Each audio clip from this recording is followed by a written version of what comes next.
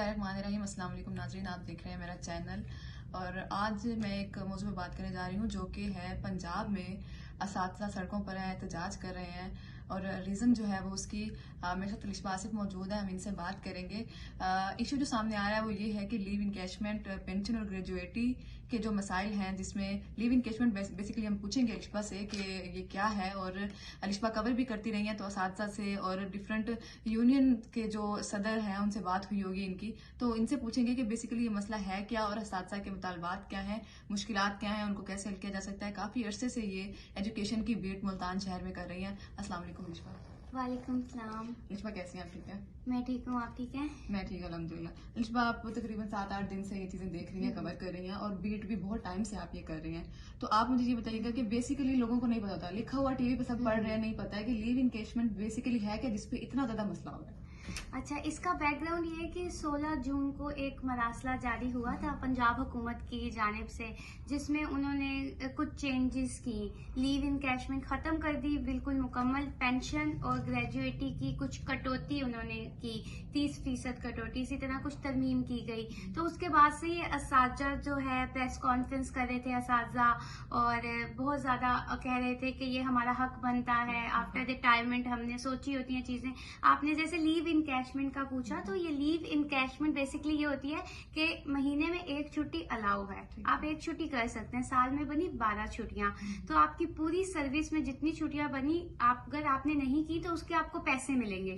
तो वो पैसे जो है बिल्कुल अब गवर्नमेंट की जानिब से खत्म कर दिए गए हैं। तो ये बेसिकली से कहते हैं लीव इनकैशमेंट। आपने छुट्टियां की हैं, नहीं की, आपको पैसे नहीं मिलेंगे, नहीं की तो ऑब्वियसली पैसे नहीं मिलेंगे, पर जिन लोगों ने सोचा हुआ था कि हमने छुट्टियां नहीं की और इन पैसों से हम कुछ करेंगे, तो उनके लिए भी ये ज्यादा प्रॉब्लमेटिक हो रहा है। और 8 दिन से तो बिल्कुल ही सब कुछ बंद कर दिया है असातिज़ा ने। शहर के स्कूलों की बात की जाए तो सारे असातिज़ा ने जो तदरीसी अमल है, बच्चों के इम्तहानात भी हो रहे थे हम ना इस दौर में, फर्स्ट टर्म पेपर, और सबसे अहम चीज के इस साल पर्चा चेंज किया गया, उसका जो पैटर्न है, कॉन्सेप्शनल क्वेश्चन ऐड किए गए हैं। उन्होंने कहा था सरकारी स्कूल के जो बच्चे हैं वो प्राइवेट स्कूल के बच्चों की जगह उसकी मुकाबले में शरीक हो सके, कि जैसे वो पढ़ते हैं, जो भी करते हैं। तो इन्होंने एक प्लानिंग की थी, उसकी बुनियाद पे सिंगल बेस्ड असेसमेंट शुरू हुआ, फिर स्कूल बेस्ड असेसमेंट शुरू हुआ। तो ये पहला पर्चा था जिसमें उन्होंने असेस करना था कि बच्चे आया ये कॉन्सेप्शनल पेपर को हल कर भी पा रहे हैं या नहीं। तो ये एक बहुत बड़ा नुकसान है, पेपर बंद है, बच्चे नहीं आ रहे स्कूल। और ये अलिशबा एक बात है कि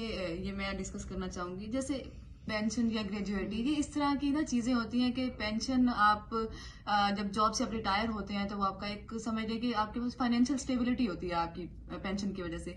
या फिर ग्रेजुएटी जो होती है उसमें आपने बहुत सारी चीजें प्लान करके रखी हुई होती हैं, किसी का कि घर लेना है, कुछ बच्चों की शादी है, इस तरह की चीजें हैं। तो आप इस तरह से, क्या आपके इर्द गिर्द भी बहुत सारे लोग होंगे जो कि इस तरह से गवर्नमेंट सेक्टर से जुड़े हुए होंगे, तो कुछ जज्बात आपने लोगों के सुने हो वो बताइएगा। मैं हड़ताल में गई थी, तो एक प्रोफेसर थे जो रिटायर ही होने वाले थे, काफी मतलब सर्विस थी उनकी 25 साल तकरीबन। तो वो कह रहे थे कि मैंने सोचा था कि मुझे ये पैसे मिलेंगे, तो मेरी एक बेटी रहती है छोटी वाली जिसकी मैंने शादी करनी है। वो माँ बाप की प्लानिंग होती है, और एक उस्ताद है जिसने पूरी जिंदगी पढ़ाया है, तो उसका ये होगा कि मैंने इन पैसों से ये करना है, क्योंकि लाखों तनख्वाह तो नहीं है, तो उसी में से हिसाब किताब होता है। आजकल महंगाई का दौर है, और अगर इसका दूसरा रुख देखा जाए तो ये भी है कि असातिज़ा हड़ताल करते हुए ये भूल गए हैं कि बच्चे स्कूल नहीं आ रहे। बिल्कुल बच्चों को भूल गए। और हमने आपको पता है कि गवर्नमेंट स्कूल में, सरकारी स्कूल में ज्यादातर बच्चे गरीबों के पढ़ रहे हैं, जो फीस नहीं दे सकते, वो तो घर पे बिठा लेंगे बच्चों को, जो ट्यूशन भी नहीं भेज सकते, ना वो बच्चा ट्यूशन जा रहा है ना वो पढ़ा। आपने देखा कि कोरोना में ही इतनी हमारी जो छुट्टियां हुई, उसी को बच्चे कवर अप करने में कितना टाइम लगा रहे थे। तो अब ये स्टार्ट हो गया, और इम्तहानात में आप छुट्टी बिल्कुल बंद, हड़ताल है।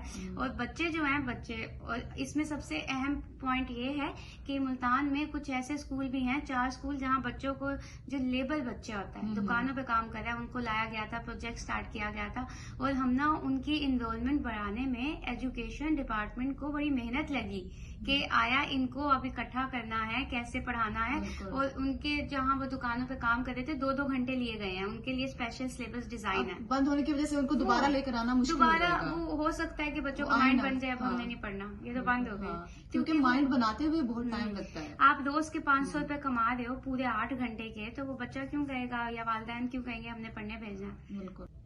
दूसरा अलिशा, मुझे ये बताइएगा कि ये स्कूलों की जो निजकारी है उस हवाले से बताइएगा कि बहुत ज्यादा हम देख रहे हैं इस हवाले से भी एहतजाज हो रहे हैं, इसमें टीचर्स क्या कहते हैं और इसमें भी कुछ ऐसे मसाइल हैं कि स्कूल्स इस वजह से भी बंद हो रहे हो। जी बिल्कुल, अगर आपने देखा हो कि एहतजाज में, हड़ताल में बार बार नाम लिया जा रहा है कि हम स्कूल्स को प्राइवेटाइजेशन की तरफ नहीं जाने देंगे, गवर्नमेंट सेक्टर को। अब बेसिकली सारे स्कूल प्राइवेट होने नहीं जा रहे और ऐसा कोई लिस्ट नहीं आई कि पूरे ये चीज भी क्लियर होने की जरूरत है कि लोगों को ये वाली चीज भी नहीं, उनको लगता है कि सभी स्कूल्स प्राइवेट हो रहे हैं। सभी स्कूल नहीं हो रहे प्राइवेट, हर जिले के 10-10 स्कूल वो भी मॉडल स्कूल में तब्दील किए जाएंगे। तो वो पंजाब हुकूमत की जानिब से इनिशिएटिव लिया गया था कि हर जिले के 10-10 स्कूलों को मॉडल स्कूल में तब्दील किया जाएगा, जिसकी अथॉरिटी जो है ऑब्वियसली डीसी के अंडर होगी और वो फिर डिसाइड करेंगे, वो एनजीओ के पास चले जाएंगे। तो कुछ स्कूल्स की लिस्ट आ गई है, बट ऐसा नहीं है कि पूरे पंजाब के जो गवर्नमेंट स्कूल्स हैं वो प्राइवेट होने जा रहे हैं। तो ये बिल्कुल एक अलग चीज है। और हाँ, अगर कोई भी स्कूल प्राइवेट होगा या किसी भी एनजीओ को दिया जाएगा या वट तो जाहिर सी बात है उसकी 20 रुपए फीस तो नहीं होगी ना। तो असाजा की ये बात बिल्कुल दुरुस्त है कि स्कूलों में गरीब बच्चे पढ़ते हैं। और दूसरी बात ये कि अगर हम देखें, कॉम्प्रिहेंसिव स्कूल का भी नाम है गर्ल्स कॉम्प्रिहेंसिव स्कूल। तो गर्ल्स कॉम्प्रिहेंसिव स्कूल हम ना, अब जाके देखो उधर बहुत अच्छी तालीम दी जा रही है और आपको लगेगा ही नहीं कि मैं एक सरकारी स्कूल में, बहुत अच्छा बना हुआ है वो। तो ये भी एक पॉइंट है कि असातिज़ा जिस चीज से थोड़ा सा घबरा रहे हैं। मैंने बात की इंटरव्यू लेते हुए, मैंने कहा कि ये तो पूरे स्कूल नहीं हो रहे। उन्होंने कहा देखिए अगर हमने 10 दे दिए तो फिर वो बाद में भी 10 मांगेंगे। बिल्कुल, मतलब 10 से 20 होता जाएगा, 20 से 30 होता जाएगा। लेकिन इसमें ये एक पॉइंट डिस्कस मैं आपसे जरूर करना चाहूंगी, फिर मैं बताना चाहूंगी नाज़रीन को कि 5 साल से बीट कवर कर रही है एजुकेशन की। तो इसमें ये जो मामला है फीसिस का, ये तो आप अपनी देखती हूँ कि आप कवर भी करती हैं, आप बताती हैं कि स्कूल्स की क्या हालत है या बच्चों की क्या हालत है, या वैसे अब जैसे महंगाई है तो जितनी 20 से ज्यादा भी फीस बढ़े तो कैसे दी जा सकती है, किस तरह से? हमने आपको पता होगा कि 20 रुपए है महीने की इनकी फीस और यूनिफॉर्म वगैरह।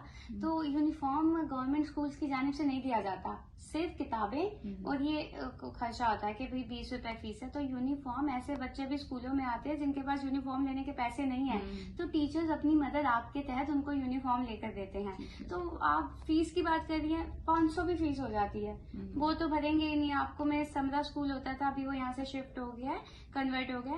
तो उसी स्कूल की अगर मैं बात बताऊं तो उधर कुछ बच्चे पढ़ते थे जो झोपड़ी वाले थे और उनके माँ बाप पढ़ने नहीं भेज रहे थे। तो क्योंकि वो उधर गए, उन्होंने सर्वे किया तो कुछ बच्चे बहुत अच्छा पढ़ते थे, उनको शौक भी था, तो उन्होंने उनके माँ बाप को, वो टीचर जो है महीने के 500 रुपए दे रहे हैं उन्हें पढ़ाने के।